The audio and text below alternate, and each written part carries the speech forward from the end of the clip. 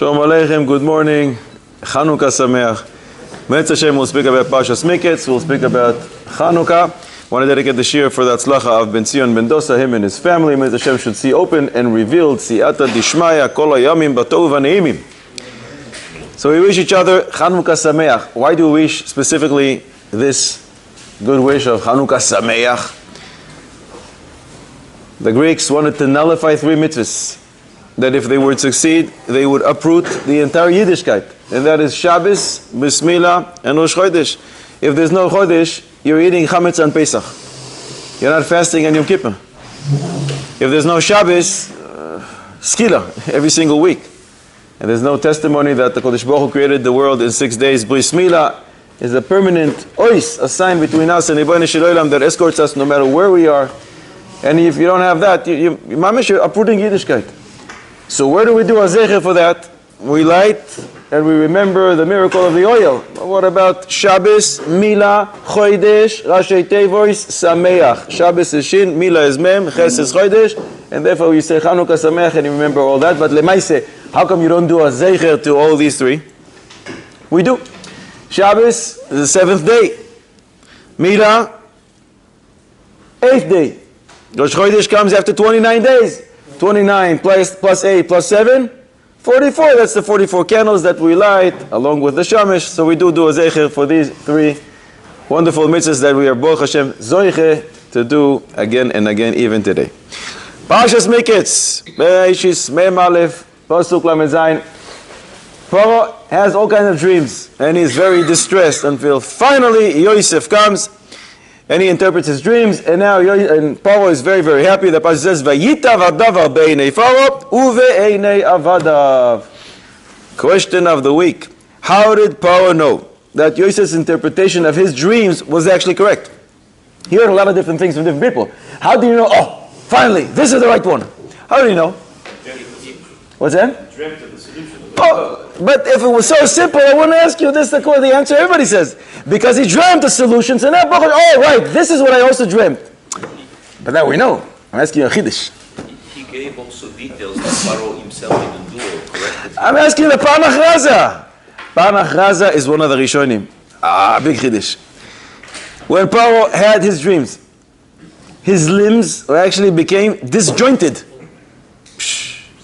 And they didn't return to their proper position until Yosef interpreted the dreams. He doesn't say it, but I think based on that we can understand why the passage says, Uve'einei avadav. His servants also saw, oh, this is, how do you know? You didn't have my dream. Look at you. Look at you. All your limbs, look. Now when Yosef interprets the dream correctly, and he all goes back to looking normal, Vayitav hadavar be'einei avadav, in the eyes of his servants, because they also saw, oh, this has to be the right thing. A family, Paul looks like he always used to. What's the source of it? Panach Raza, one of the Rishonim, is one of Baalei HaTosfos. It's Rishonim. 800, 900 years ago. And he learns that out with all his... I don't know. He doesn't tell us the source. Doesn't tell us the source. Maybe he had I'm assuming he had a medrash that we don't have. Bereishis Mem Gimel, Pasuk Lamed Gimel, Yosef places the brothers according to their age. Listen to a Pasuk. Vayeshvu lefanav. They sat in front of him. HaBechor kibchor osoi. Ve'atzair ketzair osoi. You're the oldest, sit right here. You're a little younger, sit behind him. Rashi brings, he would strike on his goblet, and he said, Reuven, Shimon, next, Levi, Yehuda, Yisachar Zulun, you're all from one mother. I see it in my goblet. You're all from one mother. So you guys, Haseibu Keseder Hazeh, Shei Seder Tol Dosechem. You guys sit here because this is chronological order. This is the right thing to do. Then Yosef continued and he said, Binyamin. Well, Binyamin. I'm getting this thing. You don't have a mother. Oh, I also don't have a mother. You know what? Yeshev etzli. Do you notice the subtle difference between the way he turned to the brothers and the way he turned to Binyamin? He said to the brothers, Haseibu Keseder Hazeh. To Binyamin he says, Yeshev etzli. What's the difference? Is it time to recline or is it time to sit? Haseibu is Lashon Haseiba, reclining. So you do on Pesach. Yeshvu is what you're doing right now. You're sitting. So be consistent. Either everybody should sit everybody should recline. Rashi HaKodosh, every single word is exact and precise. There's no mistakes. If Rashi wrote something, there's a reason behind it. I would say that your safety of your leaning, reclining, when you're doing something that is joyous or something like that. When you're mourning. When you're doing what? When you're doing something joyous. When you're Joyous, doing something yeah. good. When you're mourning, you don't do that. For example, when we Who's mourning here? dip the karpas, because, well, not mourning, it's like he's remembering something sad that they don't have a mother, right? Maybe that would be the reason. To be Yosher. Sit. Interesting. Chiddush. Nice. There's a sefer called Birkas Ish, and he explains it a little differently. The Shulchan Aruch Paskins in Siman Taf Ayin Beis Seif Hey, that a son who sits by his father, does he recline or not? A father sitting by his father reclines. What about a Talmid sitting by his Rebbe? He doesn't recline unless his Rebbe gives him permission. Even if it's Rabbo, which is not Rabbo Muvhak, he does not recline unless the Rebbe gives him permission. And if it's a Talmid Chacham Mufrag B'Dorah, it's Godol Ador. Even though he didn't learn anything from him, he is viewed as the Rebbe of all of us, and therefore you don't recline. The Rema adds that all these chilukim and these dinim apply when you're all sitting on the same table with that person, with your father, with a Rebbe, with a Godol Ador. But if you have your own table, you need to recline. Clearly comes out from here that one who sits near a melech is like Godol Ador. It's not Kvod Malchus that you'll eat while reclining. It's just not right. But that's only if you're sitting in the same table with the king.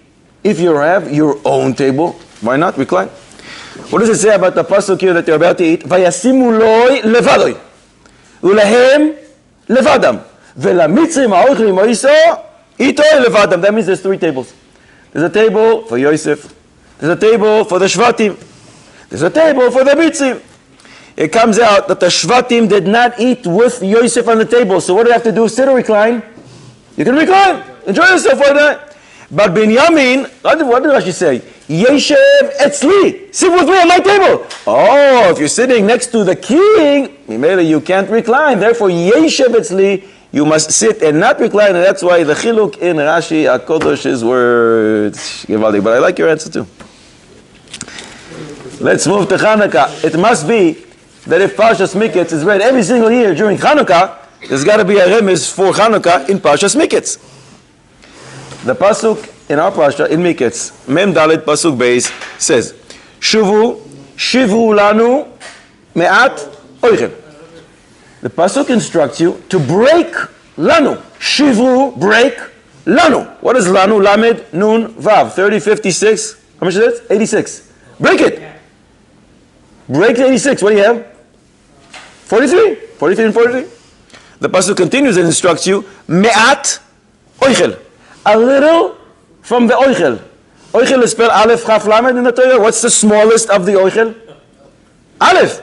So take a little, take the Aleph, and add it to the 43 you have, and that's 44. That's the 44 candles that you light on Chanukah, and in Melo you have a remez for Chanukah in Parshas Miketz. But now we move to a much, much, much more serious topic, and that is life and death. Shaila. Serious Shaila. Lalacha. Reuven said that the following thing happened to him last year. His wife was hospitalized during Chanukah. His mother was hospitalized during Chanukah, and his mother is an almana. Second day of Chanukah, she calls him. She says, Reuven, please, in the last few years, since your father passed away, I'm always careful to light exactly on time at home with a bracha. Please go and light for me with a bracha exactly on time. She insisted on the time. Your mother asked you to do something. He went and he did just that. Let's say he lit, time is 5 p.m. At 5:15, he gets a call from his sister, who's in the hospital with his mother. She says, Mommy is dying. 3 minutes later, his mother expired, Alea HaShalom. And now, he starts thinking, well, wait a second. What's that? Was that adlaka actually a mitzvah? Another question. After she dies, she died before 30 minutes, which is the mitzvah. When someone walks by and he needs to say Birkas Haroye, Siman Taf Resh Ayin Vav, we learned there's such a thing called Birkas Haroye. If somebody is not lighting today, and no one is lighting for him, he's not planning to light, and nobody is lighting for him at home, he has to say a bracha when he sees the candles of somebody else. She'asa nisim lavoseinu. He doesn't say lehad likner because he's not lighting anything, but he does say birkas haroya. He says she'asa nisim lavoseinu. When you see a candle which is burning after the person died, is it shayach to him? Are these neiros mitzvah that you can actually say a bracha birkas haroya? So we have really two questions here. Was he able to light? When somebody tells you he is dying, and the doctors all confirm, and Eliyahu Hanavi comes and says he has 5 minutes to go. Since Neiros Chanukah have to light for 30 minutes, person himself, is he, if he is ready, willing, and able, can he light knowing for sure, all the doctors confirm, he's going to die in the next 5-10 minutes. Is he allowed to light? Or is it Baruch Vatala? If he's allowed to light, and that's a shayla on its own, when one sees these candles later, will he be able to say, She'asa nisim lavosenu birkas haroye? Rabbi Dayan Mumchim, what do you say? 30 minutes is only according to one cheetah. The other cheetah would say, if it just lit a small amount of time, you would say. What do we pass in halacha? Go according to the 30 minutes. We need 30 minutes. Without it, bracha levatala. If you light with not enough oil to last for 30 minutes, bracha levatala. That's what we pass in. The doctor said she will die in 15 minutes, but who believes the doctor when they say you should not? Do you believe the doctors when they tell you to violate Yom Kippur and eat? Yes.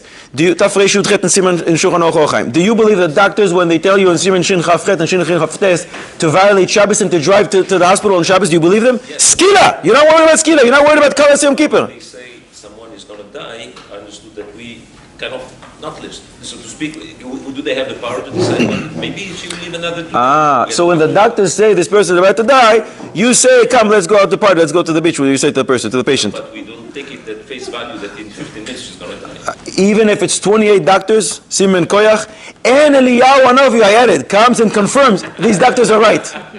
Now, the Rambam was also a doctor, and the Ramban. Now, do you believe him or not? I don't know if the Rambam... I'm not telling you you're wrong, I'm asking you a question. What the Rambam says about someone you're going to die in 15 minutes. Goy says, Shulchan Aruch Yoredeh Simen Shin Lamed Tes, we learned the halachos of Goyses. There is such a thing called Goyses. What's that? You're not putting out the candles, the candles are still being lit. So you're saying no problem.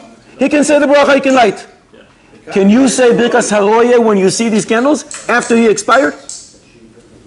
He died 10 minutes after he lit. There's still 20 minutes to go, and he is not around. So his candle doesn't belong to him anymore. Can you say Birkas Haroye on a candle which is Lichoira? The name Neos Mitzvah was uprooted from it? Bisman Adlok, you did right. So no problem. So both questions, no problem. You have any rayas to what you say? Adlak Oisem Mitzvah. Adlak Oisem Mitzvah, even if you put enough oil for 10 minutes, it's a bracha levatala. So if you know you're going to go away in 10 minutes, where's the Adlak Oisem Mitzvah here? What? There's a mitzvah and a chayvitz in the garbage. The chayvitz, you did the mitzvah, you lit the candle. But the mitzvah for you is to light in a way that will last for 30 minutes, and you should be the owner of the house and of the candle. That's in Dir and Ezekiel. We're not going there. We're not harming anyone. I would say definitely that. He basically was going there with the intention to fulfill the mitzvah. Whatever comes afterwards, comes afterwards. You know? You fulfill the mitzvah. In Hebrew, what you're saying is called Rosh Katan. I don't care what happens afterwards. Okay. Can I light with an amount of oil less than 30 minutes and say, oh, maybe the Baruch is going to perform another miracle of Hanukkah? No. So, but when all the doctors confirm that you have 10 minutes, isn't it like lighting with not enough oil? You're saying no. Let's see. Licheoira, this shaila has to do with 3 different ways that we can understand this guy is about to die. Let me ask you a question. A person lit Chanukah candle. He's healthy, 100%. He put oil for 2 hours. 3 minutes after he lights the candles, a guy comes in and says, wow, I love this house. Sell it to me. So it's not for sale. He says, oh, there's no such thing not for sale. It's for sale. He takes out a checkbook and he writes him I don't even know how to pronounce this number, so many zeros. It's sold. He sold after 4 minutes. Is he yoitze the adlaka? Yes. The house is not his. Says the mincha Shlomo, the Shlomo Zalman Auerbach, you're not yoitze. Bocha levatala.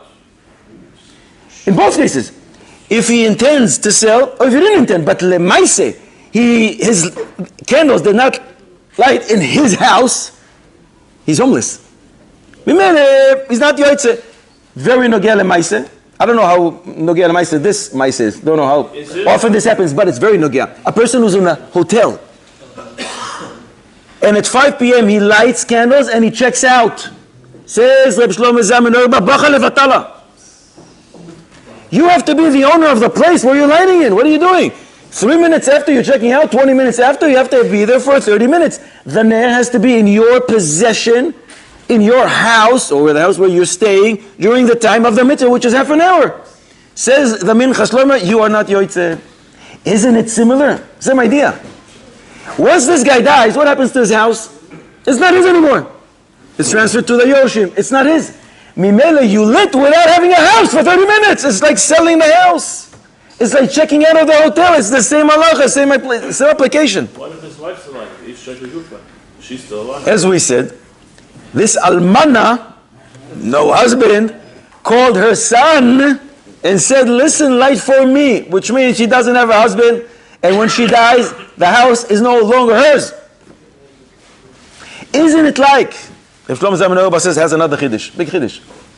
You light, and 10 minutes later, you go and you blow out the candle, intentionally. Not yoitze. He has a bigger chiddush. You light with the intention to blow out the candles.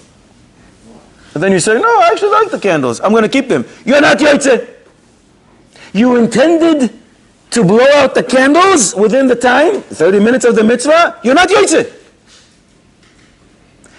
When she knows she's about to die, in a few minutes, isn't it the same as I'm blowing out the candle in a few minutes? So why should she be yoitze? Gewaldig, no? A life is in the hands of a Kodesh Baruch Hu. Oh, what's the chiluk? Here you're checking out of the hotel. You're selling the house. You're blowing out the candle. Here, I'd like to stay. HaKadosh Baruch Hu is the one doing the ma'aseh, not me. Fantastic chiluk. And therefore, lich'oira, not so sure that we can apply this. Gewaldig. Second way to look at it, when you're lighting with not enough oil, you have a problem. Here I put enough oil. But isn't it similar to a person who is lighting 15 minutes before Alois Sashachar? You have to have 30 minutes to allow your candles to light, right? You come home 10 minutes before Alois. You're allowed to light throughout the night, right? But what about 10 minutes before and you know there is no 30 minutes? Are you allowed to light? You need 30 minutes, you're not going to have it. Unless somehow you decide to convince HaKadosh Baruch Hu to push off Alois this morning. I don't know if that's happening. Are you allowed to light when you're coming home from the flight 15 minutes before Alois? L'choira, yes. The Mishnah Berurah seems to say, Kol halayla. The language of the Shulchan Aruch is, Kol halayla comes Shevet HaLevi, and he speaks exactly about this. He says, a person who landed, he came from the States, that's the example that he gives. And he came to the house 20 minutes before Alois, says Shevet HaLevi, you can light. A chiddush. Why can he light? It's as if the mitzvah for you was made today by HaKadosh Baruch Hu, because you were be'oinus, until now you couldn't light. They gave you 15 minutes for the mitzvah. So this person is about to die, they're giving him 15 minutes, they're giving him 10 minutes, whatever it is. That's what HaKadosh Baruch Hu created for him for this type of mitzvah. But after Alois, obviously no one can say the bracha of She'asa Nisim Lavosenu, Birkas Sarah, you won't be able to. So according to that, L'choira, she'll be able to light, but the one who sees the candles will not be able to say She'asa Nisim Lavosenu. Or the third way to look at it is like you said, I think, I did everything beheter. I'm alive. HaKadosh Baruch Hu gave me a mitzvah. I'm not supposed to be a Navi, even if Eliyahu Navi comes and convinces me. Torah shelo, Torah lo b'shamayim. We don't listen to Nevi'im about that. I am supposed to light. If I do everything right, and then the candles blow out, kavsa, and kukla. If the candles blow out, I don't have to relight them. According to that, also you'll be able to light, but one who sees it after the person passed away will not be able to say because there is no neirus mitzvah anymore here. But can you bichlal rely on the doctors when they say they confirm? 28 doctors told us. Can you rely on us? On them? You don't need to. When a person is dying, in fact, he's going to die. Daf Lamed Gimel Amud Aleph in Shavuos we learn Rov Goisesin Lemisa. People, when they're at the stage called Goises, he will die. But Shulchan Aruch in Yoredeh Shin Lamed Tes Seif Beis writes that the first 3 days, when you hear a person is a Goises, you can continue thinking that he's alive. Shulchan Aruch gives an example. If somebody comes and says, you know, I saw your relative, I was visiting her yesterday. I saw him dying. He's a goises. So in the hospital. Should the person who heard this start mourning right away? Sitting shiva right now? Shulchan Aruch says no. After 3 days, for sure, yes. So up to 3 days, even though in a matzav of goises, and normally they don't last, you don't have to think, oh, he's going imminently. Mimele, even if the doctor is saying the person is going to die, we don't have to take it Torah from Shammai, well, we can ignore it and we can say, doctors normally speak based on averages. An average means the person is in that situation, it could be, because usually they do within 15 minutes, sometimes it's 3 minutes, and sometimes it's an hour and a half. The average is about 15 minutes. They don't know for sure. Mimele, since according to this, it's a Rosh in Moed Katan and Simen Pei Gimel, Simen Tzadi Zayin, and Shulchan Aruch in Yoredeh Shin Lamed Tes Seif Beis, L'chora, up to 3 days, you can think, I'm going to live. And if you have the opportunity to do the mitzvah, you can continue doing the mitzvah. So, L'chora, summarize it all. The bracha of Lehadlik Ner Shel Chanukah, She'asa Nisim, while you're lighting, you can say it. The bracha birkas haroye, for the person seeing the candles later, wanting to say the bracha over them, lich'oira, it's a tzarich iyun gadol, and we should say he should not say it. Safek brachos le'akel bichlal. Some say you always have the problem to say this bracha, unless you're within the first 30 minutes. And who told you were in the first 30 minutes? When you walk by and you see your neighbor's candles, do you know when he lit it? You don't know when he lit it. You don't know. So maybe it's after. And once it's after the first 30 minutes of the mitzvah, some say you can't say the bracha of that. That's not the bracha of a mitzvah, that's bracha of a hidu. Do we say in hidu? We say in the mitzvah. So some say lichayre should always be a suffix in suffix brachos lehakim. But there is such a concept, Siman Taf Resh Ayin Vav, called birkas haroye. But in a case like this, lichayre, with all the sfekis that we presented, we should say, do not say the bracha birkas haroye and these type of candles, but the person himself will be able to say, to say the brachos for the hadlaka itself. When we walk by someone's house, we're supposed to say a bracha? Only if you didn't light today, you're not planning to light, and nobody's moitzi you in the hadlaka at home. How do we count the 3 days of process from the moment the doctor says she's going to die in 20 minutes, or when is the? When he gets to the stage, according to the doctors, called goises. So then, if you don't know, if you stay with the person, you know exactly what's going on. But if you don't know, you can assume up to 3 days, you should not tell the person to start mourning. But after 3 days, for sure, yes. But even if the doctor's saying 20 minutes she's going to go, do you count 3 days anyway? Or if you don't know, 20 minutes later, find out what's going on. If you don't know, the Shulchan Aruch says, they told the person that his relative was dying, I saw him, you don't have to worry and start mourning up to 3 days. That's the language of Shulchan Aruch, Shin Lamed Tes Seif Beis in Yoredeh. Another serious shayla. A little less, now I'm talking about life and death here. But, very, very nogea lemaise. Is a shira bocher. And every Shabbos, not on Chanukah, he finishes all his preparations before Shabbos early. So he leaves the house about 2 hours before Shabbos to be able to sit and learn and to accept Shabbos out of Kedusha and Ta'ara of sitting and learning. Gewaldig, tavor ave bracha. This is an Ashkenazi yeshiva bocher. Very important to note. Shabbos Chanukah, what he does, or what he used to do until now, unless we'll correct him, is he also wants to sit and learn. So he lights about 30 minutes before his father, and then he runs to the shul, and he sits and learns. His father lights 30 minutes later.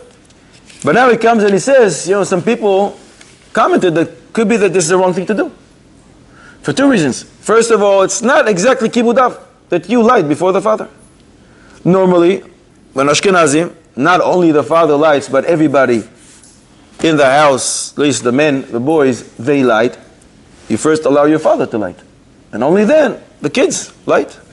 Not exactly derech eretz and a kibbud av when you light before your father. And the second thing is, the first one who lights at home is mekayim the mitzvah ner ish ubeisoy. What are all the other people doing when they're lighting? Hidu. Everybody lights. It's a hidu mitzvah. So you want to take away your father's mitzvah and leave him with a change, with the dessert? You want to leave him with a hidu? What's up with that? Is that the right thing to do? It's not his house. It's not his house. It's the father's house. And especially that it's not your house. It's your father's house. Isn't it kind of a chutzpah to leave your father with the hidu and take away the ikar mitzvah? That's what you're saying, right? What do you say? What do you say? Talmud Torah keneged kulam. That means it's going to get reward much more than anything else. What does that have to do with our shayla? Let's deal with kibbud av. Is this kibbud av? When you're sitting on the table with your father, Aruch HaShulchan, in Simin Reish Mem in Yoredei Seif Yud Aleph says you have to prioritize your father. Give him first. Let him wash his hands first. Can you say to your father, listen, I'm going to wash before you because I'm going to go learn before, and Talmud Torah keneged kulam. What about kibbud av? It's also part of what we learn in the Torah is in order to fulfill what Torah says. Isn't that kibbud av in the sense that his father would be happy that the son is on That's a shayla if the father would come and say, I'm very, very happy. But the son is asking, is it right not to prioritize my father? If the father says, get out of here, I want to see you learning. We don't have a shayla. You're trying to diffuse the shayla, and I want to deal with the shayla. We learn it from Yaakov Avinu. Yaakov Avinu was not punished for the 14 years he spent in the yeshiva Shem Never, but he was punished for the other things. So in those 14 years he wasn't involved in Kibbud Av. Who told him to go?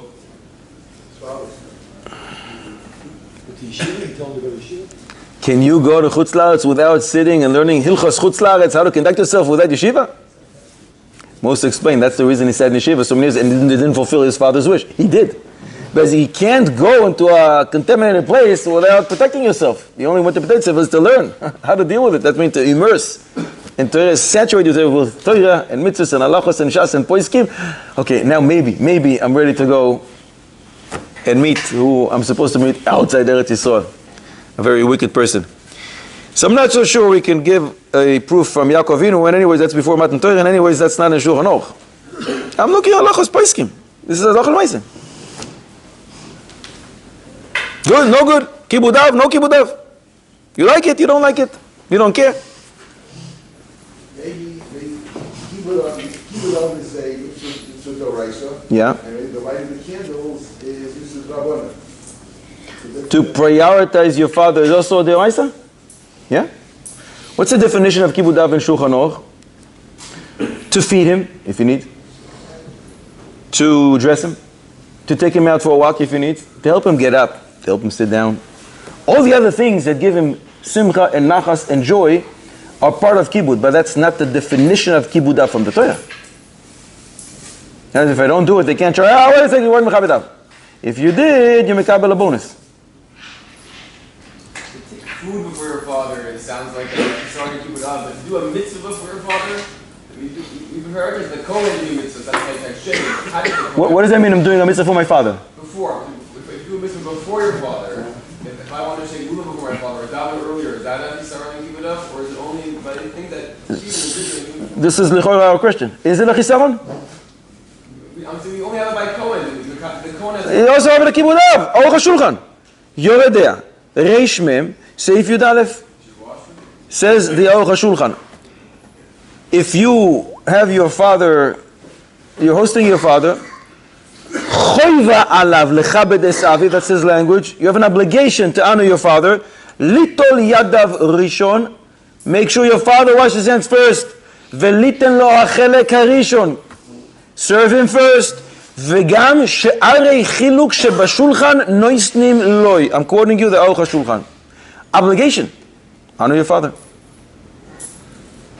He comes first. Licheoira, especially at your father's house, he comes first. Shalosh Yuvas Minchas Yitzchak was asked a similar question. He was asked by a bachur, or a person who's married, and he's with his father in the house. And he says, my father does Hachana derabba before Chanukah. He goes half an hour, he goes to the mikveh, he dips a gartel and the Shem Yichud, half an hour before he actually, I want to light, and I want to leave. And my father is my akif. My father says, no. What kind of business is this? I have to light before you. This is very, very similar to Ashana. The Minchas Yitzchak was asked, do I actually have to wait for my father to finish all his preparations? How many Shem Yichud can you say for one mitzvah? And he keeps going.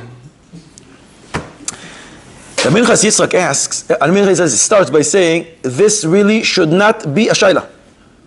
Funny language. He says, it shouldn't be a shayla. This is a shayla of shalom bayis, and not exactly a shayla of kibud av. He says this is a shayla that should be drosh v'kabel sachar, but it should not be lemaise, because we have to somehow make a compromise and peace between the father and his son, because the son is obligated in kibud av, and the father is obligated not to cause the son to transgress by alif le'iver, by upsetting him. So they should somehow resolve this. But if you're asking me la halacha, says the Minchas Yitzchak, we have to talk about it in lomdis, because it should not be relevant lebaise. He says lichoira, the father is not right. When we are all standing here and lighting, prioritize your father. I think that's what you were hinting to before. But if I want to light half an hour before you, there's no issue of prioritization. I'm doing a mitzvah now, and you're doing a mitzvah later. I'm hungry. So I have to wait now half an hour until you finally light so I can eat? We don't find this type of a issue until your father lights, you're not supposed to. No, when you're standing together about to do the mitzvah or to do something else, whatever it is, prioritize your father. But there's no issue for me to go ahead before him and to do any mitzvah that I want. About the fact that you mentioned the fact that the first person who lights. Well, we're dealing with Shalav Kibudah first. We'll get there. So lichoya kibudav, we have no problem. We get out of it. When he wants to do it half an hour early, there's no shala of prioritization. I'm doing a mitzvah now, my father's going to do it later. Prioritization is only when we're standing together about to do something, let your father go first. But is he really demoting the mitzvah element, the mitzvah part, the chelek of the father when he's lighting first? Lichoya taking the mitzvah and making his mitzvah the mitzvah, and his father only the hidu mitzvah. Shulchan Aruch and Simin shake. Simin, tremble. Tafresh Ayin Dalet, tir'ad, shake, tremble.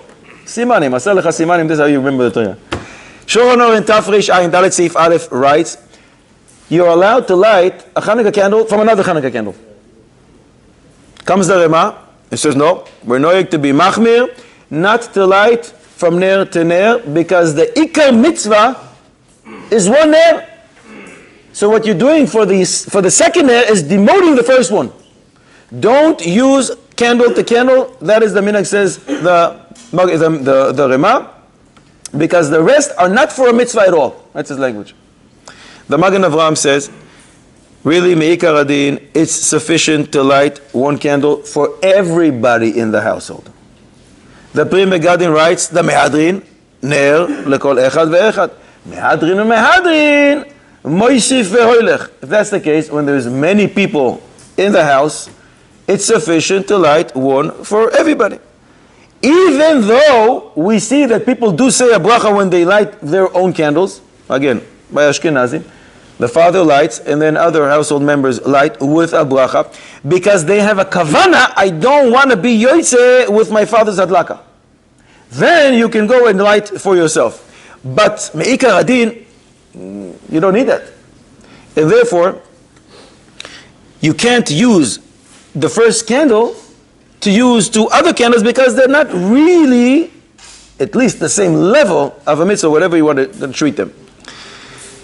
It seems from the Pri Megadim that even a father and his son, when they light in the same house, if the son has a kavana, I don't want to be yoytze with my father's hadlaka, he is still not going to be able to light from the main candle, because the main candle, the first candle, is the ner of the mitzvah.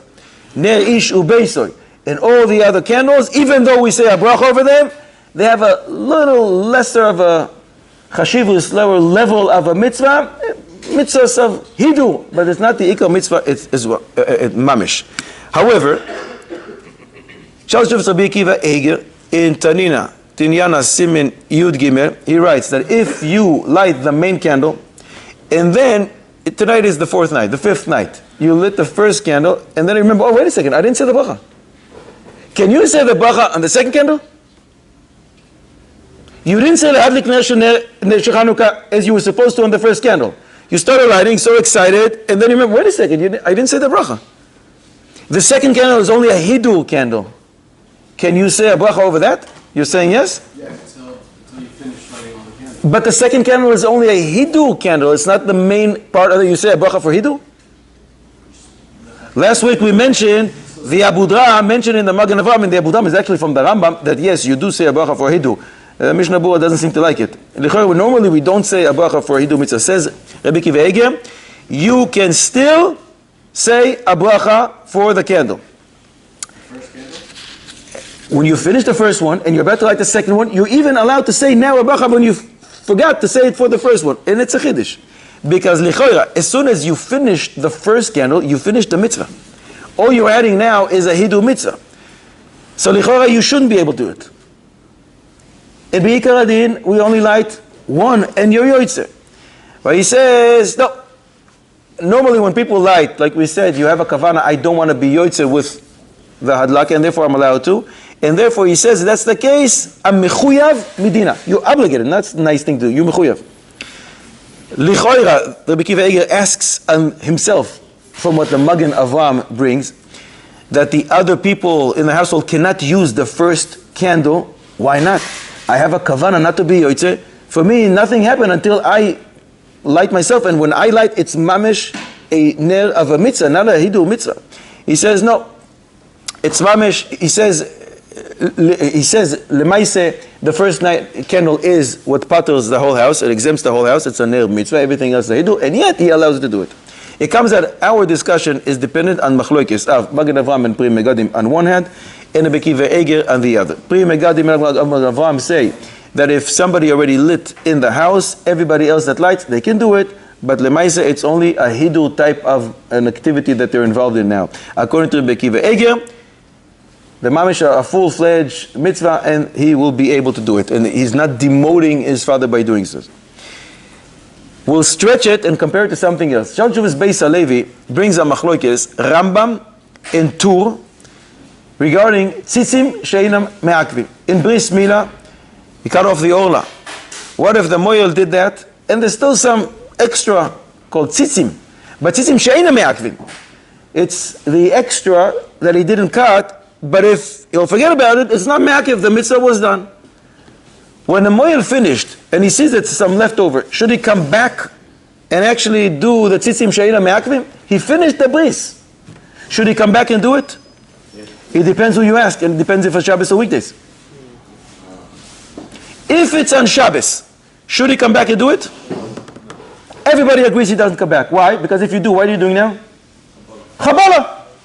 The mitzvah was done. It's not me'akiv. So what you do have now is a chilul Shabbos. What about the weekday? It's a Monday. There's a bris milah. Maybe we should all say Mazel Tov to a bris milah that just took place 2 days ago with a new baby born. Levi Yitzchak, the son of Rav Daniel Reuven, who's sitting right here and joining us every single week, and he should, Mirza Hashem, grow up to be a gigantic marbitz Torah ve'oira beklal Yisrael. The moel over there, I was watching him. Rabbi Kornfeld did a great job, as he always did. He didn't forget anything. Tzitzim she'me'akvim, she'edem everything he took, everything is fine. But let's say it happened on a Wednesday. Tzitzim she'edem me'akvim, eina me'akvim. Do you go back to do it or not? Rambam says, nope. No. The mitzvah was done. The Tur says go back. Why? The pasuk says, ve'anvehu. And Chazal Darshin Shabbos Kuf Lamed Gimel, Hisnaye lefanav mitzvahs. When you do a mitzvah, do it beautiful. So it's a hidur mitzvah. These tzitzim she'ein me'akim are all, they are a hidur mitzvah. So the Rambam says, once you finished, the ma'aseh mitzvah is done. Mimele, when you come back, you're not doing a hidur mitzvah. You're still doing something that's not connected to the mitzvah. You can only do a hidur mitzvah when you're involved in a mitzvah. But when the mitzvah was finished before, yesterday, an hour ago, it's over. The hidur mitzvah, what are you going to, it has to be associated with something. It has to be associated with a mitzvah. You do a mitzvah, do it in a complete, most beautiful way that you can. But that's when you're involved in a mitzvah. The Torah says not like that. The Torah says anytime that you go back and you fix and you make more beautiful what you did before, it's still a mitzvah. Based on that, the Gizmi Brisk explains, Mamish Givaldik, he compares this to Neres Chanukah. The machlokes of the Rambam and the Rema regarding Neres Chanukah. Similarly, they're very consistent. The Rema changes from the language of the Rambam, from the opinion of the Rambam. The Rambam says, Mehadrin mina mehadrin, the Baal Habayis, the order, he lights all the candles for everybody. Meaning, the Mehadrin, he lights one candle for everybody in the household. Like we do in Rosh Shabbos. The wife lights candles for everybody in the house. And the Mehadrin mina mehadrin, Baal Habayis lights is the amount of people in the household and the amount of days. That's what normally they do. According to the Rema, Tafresh Ayin Aleph Seif Beis, each one of the household members, and that's what we do, they light. This is very consistent with what they hold regarding Bris Milah. According to the Rambam, it's not shaykh to do a hidur mitzvah without the ma'aseh mitzvah. If that's the case, when the Baal Habayis lights his candles and he finishes the mitzvah, it's not going to be shaykh for other people to jump in and to do their hidur because the ma'aseh mitzvah was done. Just like the ma'aseh mitzvah of the Bris Milah was done, and it's not shaykh to come back later to do a hidur mitzvah when the mitzvah is not here. But the Rema holds like the two, because the two says even on a weekday, when you go back to do tzitzim she'ein me'akim, it's even after the Bris Milah was completed. Because yes, you can do a hidur mitzvah to a mitzvah that was already completed. As long as you beautify something, it's considered hidur mitzvah. Mimele, each one of the household members can go and light. So it comes out that after the Baal Habayis lit, all the other neros are only neros of hidur mitzvah. And he holds like the Magen Avraham and the Pri Megadim that everything that the people in the household will light are only neros mitzvah. Lichoira, according to that, the father can say to his son, what you're doing is taking away my mitzvah. I had a main mitzvah. And then there's a hidur mitzvah. You took my main mitzvah, and all you left me is the hidur mitzvah. But it could be that even according to the opinions of Ner Ish Ubeiso, the father doesn't lose anything from having his son light before him. Because as soon as the candle was lit, he's also mekayim this mitzvah. This is his house. He's mekayim the mitzvah of Ner Ish Ubeiso. There should be a candle of Chanukah in your house. And when he lights the hidur mitzvahs, he completes the job. And even if we'll say not like that, it's somebody else lighting, and mitzvah bo yoiser mi beshlucho, you should prioritize yourself over somebody else doing a mitzvah for you. Lechoira, the whole essence of Chanukah is to learn Torah. What did the Levanim try to do? Le'ashkicham Torah secha. Talmud Torah keneged kulam, as somebody already said here. So he's not nullifying the mitzvah of Chanukah. He wants to do the mitzvah of Chanukah. And then he wants to go and sit and learn, which has reward corresponding to everything. It's exactly the opposite of what the Yevanim want to do, and that's the rectification of Chanukah. Lechora, the chashivus of the learning Torah of the son should override this. So to summarize, Kibud Av, there is an inyan to prioritize the father, but only when you're both doing the mitzvah. Not if the father doesn't want to light now, he wants to light later. There's no inyan of prioritization. If it's demoting or not, lechora, it is going to be a machloikes, but even if it is, lechora, and we should definitely explain this to a smart father, and even if he's not smart, we'll spend a little more time explaining this to him. He should prioritize his son. He should be very happy that his son wants to go and learn and has spent a little more time with HaKadosh Baruch Hu's Torah, and Eimor Hashem, that's going to bring bracha and refuah and tzlacha to the whole house. If the case that he's writing half an hour before this one, I'm welcome everybody else, and it's Erev Shabbos, could it also be a tzad that no one's going to see anything till Shkia, Memele? No. B'shas Adchak, you're allowed to start lighting Plaga Mincha. It's very early. And you're Yotze. B'shas Adchak. Don't do it, and make sure if you do, you have enough oil to last all the way to half an hour after Tzitz Kochavim. But once you light, you're fine. There's different shittos how early before Shabbos one should light. Very nogiata tonight. So he does half an hour early. His father maybe does 15 minutes before Shkia, and he does 45 minutes before Shkia. It's much after plug. Shouldn't be a problem. Sure. The mice is early, but you only go to when it gets dark. But the Maisa Adlaka was done. You said the bracha. The bracha is going to kick in later. We're going to find out retroactively if you're Yotzeh, if the candles lasted for that duration that we're looking for. But the Maisa Adlaka and the mitzvah is done now. Aboy say, riddle, Chanukah riddle. A glowing riddle. Can it be that a person lit his Chanukah candles in the right place? There's a lot of people who pass by and see the Chanukah candles. Gewaldig, Pesum Nisa. Nobody is sick. There's no nedarim. I always have to say that before a riddle because that wrecks her. Oh, because someone is sick, is about to die. No nedarim. No one's sick. The same amount of people are going to pass by tonight. Tonight is the 5th night. The same amount of people like yesterday and 3 days ago. And yet we're going to tell them, change the location. Yesterday it worked fine.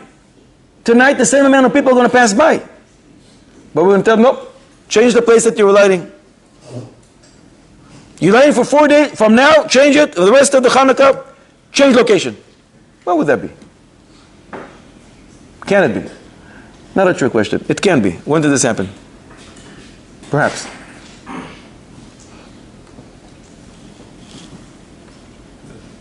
I don't understand the question. A person lights every single night. The first 4 nights, 5 nights, 6 nights, he lights in one place, and it's gewaldig. The rabbi comes and says, this is the best place to light. A lot of people came by and saw it. Pirsum Nisa. Then in the middle of Chanukah, the rabbi comes and says, no, switch location. He says, why? The same amount of people are going to pass by tonight, if they're going to see it. And yesterday told me it's good. So why is it not good right now? And there's not any bad smell or anything like that in that area. We have to change. Same amount of people in the household? Everything is constant. Same amount of healthy people, same amount of non-nedarim, everything is the same. Is the height? Height is the same from yesterday. Nobody did renovations here. Did he move in recently? Did he move in? Yeah. And if he did? So if the 5th night of Chanukah is going to be like the 30th day. You get 15 points! You hear that? What is he talking about? He's talking about Chutz La'aretz, not here. Normally, Taf Resh Ayin Aleph, Seif Zayin, we learn, you want to light on the right side.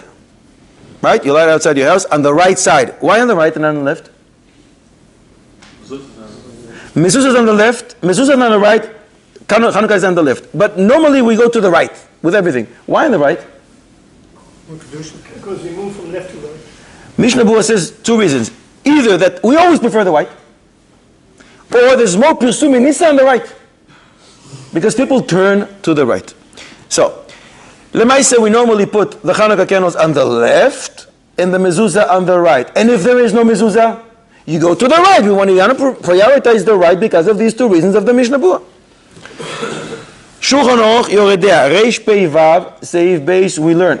A person who rents a house in Chutz La'aretz, rents in Chutz La'aretz, the first 30 days does not have to put a mezuzah. Zamachloikis, if he did, can he say a bracha? Chloikis. Most of the poskim allow him to say the bracha even before 30 days. It's a shayla of Tasi Shalom in Asui when the 30 days kicks in. So he did not put, as the Shulchan Aruch says, first 30 days he didn't put a mezuzah. He moved in exactly a month ago. When the 30th day, today, kicks in, what does he have to do now? Put a mezuzah. So until now the Chanukiah was on the right side because there's no mezuzah here. Now that the mezuzah comes, should he transfer the menorah from the right to the left?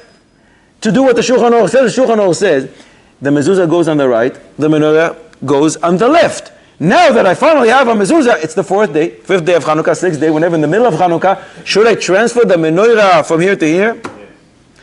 It's a shayla. The Vayan Avohom, Rabbi Avohom Palaji. He discusses this, and when did he have a shayla to do this? Keresh shenitan batzafoin when they established the tabernacle, they used to assemble and disassemble, assemble and disassemble, assemble and disassemble. So the wood that would go on the north, tomorrow you have to put it again in the north. So they wrote Aleph, Beis, Gimel to know which goes where. Nafkamina, Hilchos Sukkah. Some say this will apply in Sukkah as well.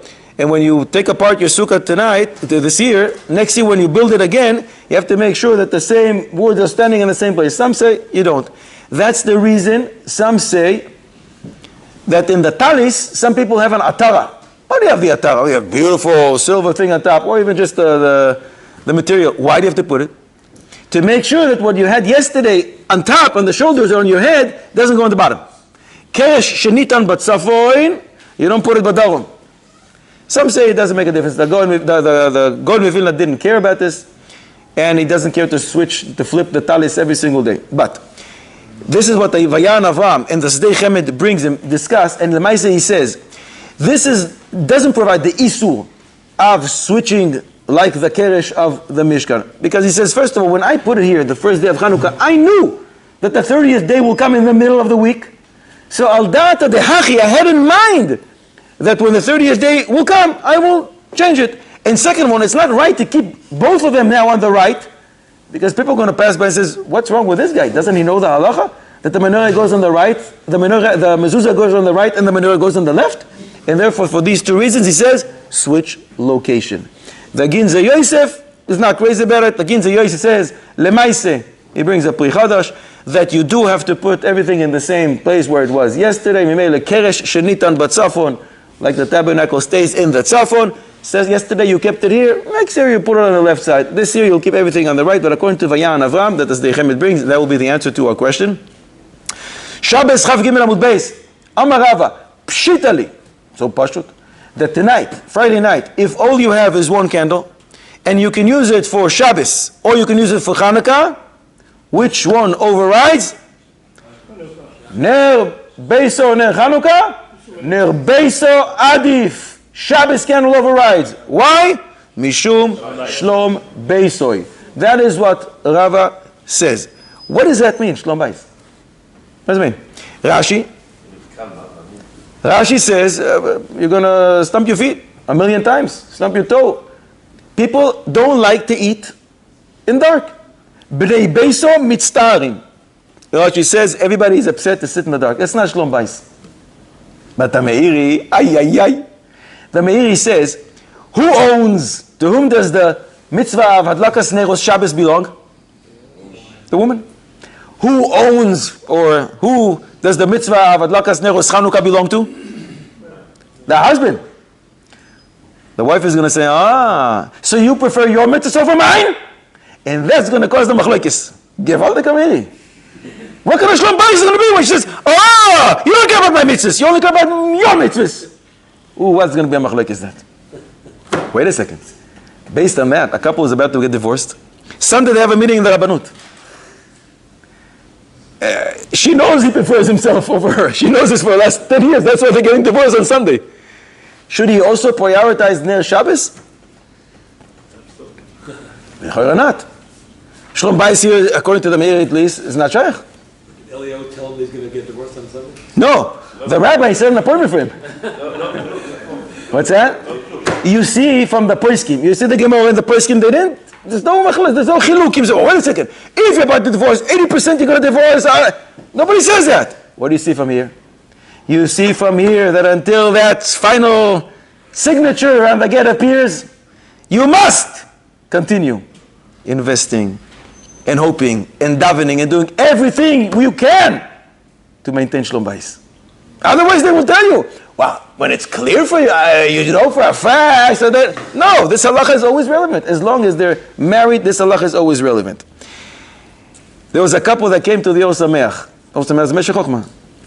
And they told him, we want to get divorced. So Osameach says, you can't do such a drastic move without having your kid present. Bring your kid. They brought the kid back. The Osameach looks at the kid and he says to him, you should know, your parents have a plan to turn you into an orphan. If in fact they go through with this plan, so please don't do me a favor, you're going to be an orphan basically. So don't roam in the streets. Come to me, you'll be my child. Maybe I said this before here. If I did, it's a mitzvah to repeat. If not, you're in for a treat.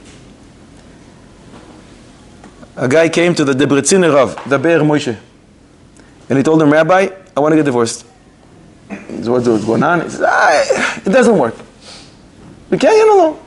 We're married 3 years. Did you try? Yes, Rabbi, we tried. Did you really try? We tried. That's it. Finished. Can you do the get for us? So the Be'er Moshe says to him, come tomorrow at 9 o'clock to my office. You have a kid? Yeah, 1.5-year-old. Bring him as well. This person thought that it's part of the procedure that the kid has to be, he doesn't know, it's the first time having a get. The following morning, 9 o'clock, they come to the office. They sit down. And the Be'er Moshe says, did you say you have a son? He says, yes. Bring him in. We'll go outside. They bring the kid. The Be'er Moshe says, can I hold your son? I said, sure. The Debreciner Rav puts this little kid, 1.5-year-old, on his lap. He looks at him. And he says, dear Moshe, you should know, what I'm about to tell you now, you're not going to understand. But oh boy, will you understand this later. What's going to happen in a few minutes will, in essence, turn you into an orphan. Your life is going to be miserable. It's going to be hell. You're going to be in Cheder. Every time there's a party, Chumash party, Siddur party, the parents of other kids will come. Your parents will never want to be in the same room together. When they're going to learn Maseches Gittin, everybody's always going to be looking at you. Whenever the word get will be mentioned, everybody will be staring at you. The neighbors will be your father. The aunts and uncles, they will be your mother. One Shabbos you will spend by your mother, and you're going to hear nasty things about your father. The following Shabbos you'll be by your father, and you're going to hear the most terrible things about your mother. Your life is going to be hell. But don't worry. HaKadosh Baruch Hu is Avi Yasoimim. HaKadosh Baruch Hu is the Father. He'll take care of you. The father and the mother become Oved. The father says to him, Rabbi, can we still discuss this outside? Or listen, as long as we don't have a signature on the get, you can discuss it. The father comes quickly. He takes the kid from the rabbi, says to his wife, they go outside, and the Be'er Moshe is still sitting there 120 years later waiting for them to come back. They never came back. I said this over once when I was in the States in the Shir Shlom Bais. At the end of the Shir, this fellow comes to me crying. He says to me, exactly the way you described it is what happened to my son. And I feel terrible. I said, I'm so sorry, I have no idea. This is a Shir meant to be a Shir for Shlom Bais. I was assuming people want to hear this type of things. If I would have known, I would never say this. He says, it's excellent that you said it. People should know. He was crying. He told me, it's exactly what happened to my son. Exactly. But Baruch Hashem that you said it. Because people need to know. So therefore I feel comfortable to say this, even if, Khalila, it's going to cause someone to shed some tears. Another Chanukah glowing riddle. Can it be, is there something unique about the fourth day of Chanukah, a halacha that applies only on the fourth day and is not relevant? Don't tell me that you have to light 4 candles on the fourth. I know that. A different halacha that applies only because today is the fourth day of Chanukah, it doesn't apply on the 3rd, 5th day, 8th day, or the 1st day. Only on the 4th day. It goes like Beit Shammai and Beit Hillel. What about it? Well, one says to increase, one says to diminish. Do we pass in the Beit Shammai? La halacha, l'maaseh. Do we pass in the Beit Shammai? No. We pass in the Beit Hillel. So what's something that applies to us today, only on the 4th day? Can it be? 2 people are led in the same Chanukah? True. I thought you were going to say that.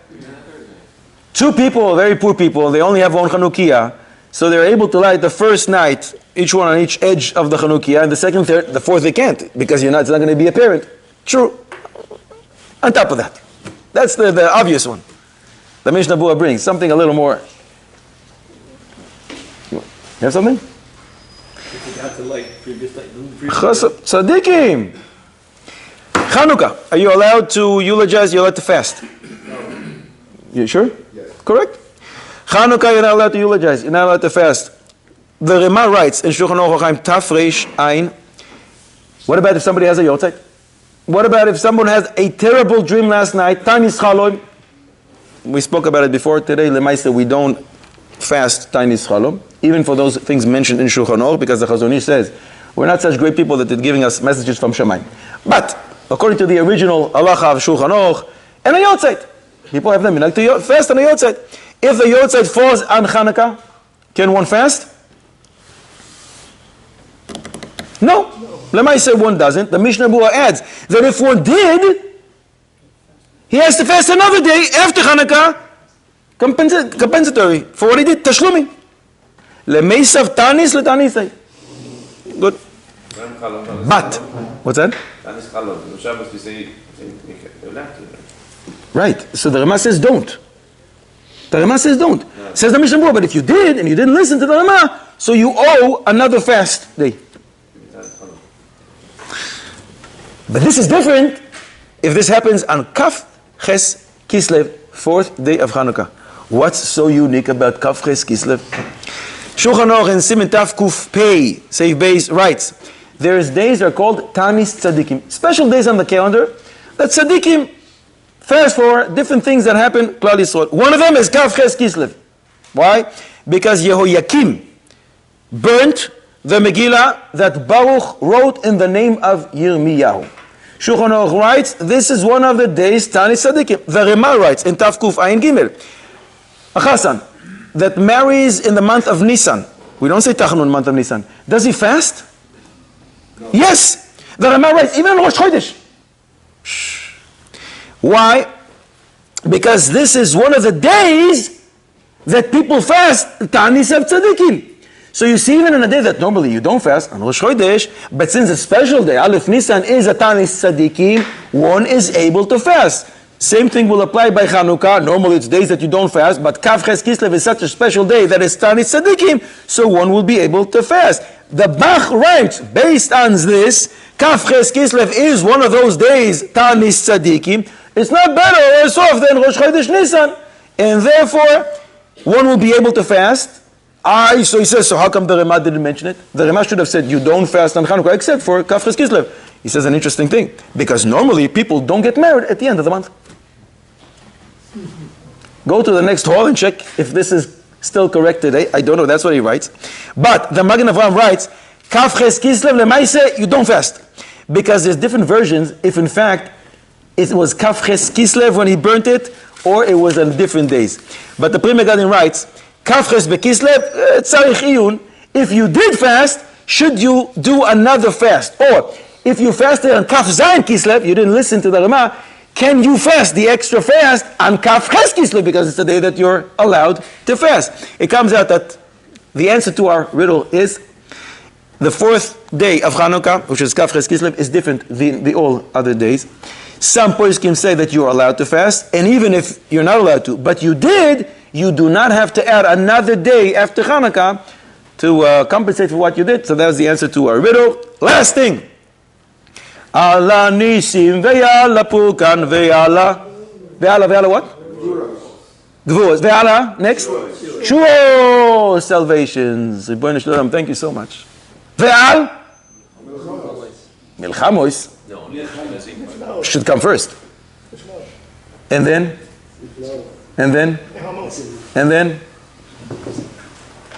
Milchamois, wars, after salvation.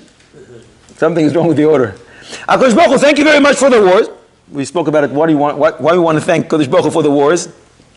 And then thank you for the salvation you delivered after the war. But you're saying no. You're saying, thank you for the salvation. And thank you for the wars. Out of order.